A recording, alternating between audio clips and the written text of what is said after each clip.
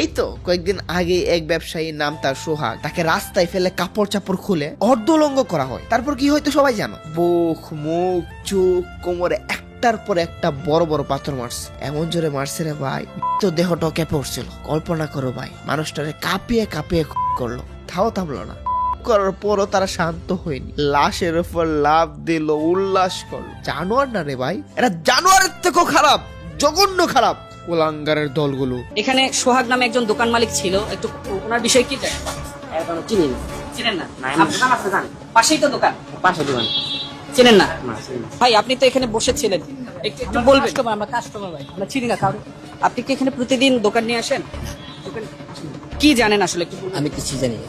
আমরা তো এদিকে না, ও এখানকার না? হ্যাঁ, ওরে 20-25 জন লোক আইসা এদিকে মারতে মারতে থারবাইতে নিয়ে গেছে।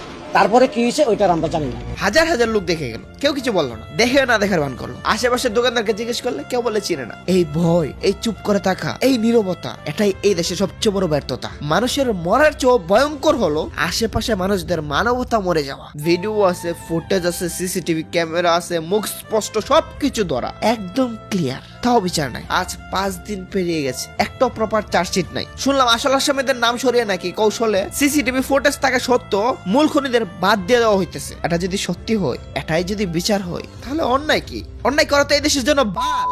ভিডিও ফুটেজ ক্লিয়ার, তারপরও প্রধান আসামিদের বাদ দিয়ে ফরমাইশি তদন্ত চলতেছে। কেন? কে বাঁচাচ্ছে এই খুনিদের? যে দেশে খুনের ভিডিও থেকেও বিচার হয় না, সে দেশে কি আইনের অস্তিত্ব আছে? আমার আছে, আমার আছে, আমার সোহাগ লোকটার 12 বছরের একটা মেয়ে আছে, তার ছোট একটা ছেলে আছে। মেয়েটার ছোট ভাইটা কাঁদতে কাঁদতে বলতেছে আমাদের এতিম বানাই ফেলছে। এই কান্না সহ্য করা যায় ভাই?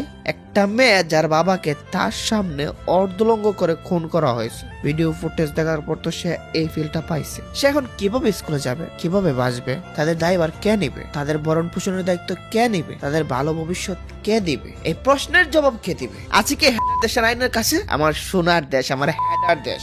পুলিশ কি করতেছে একবার শুনি।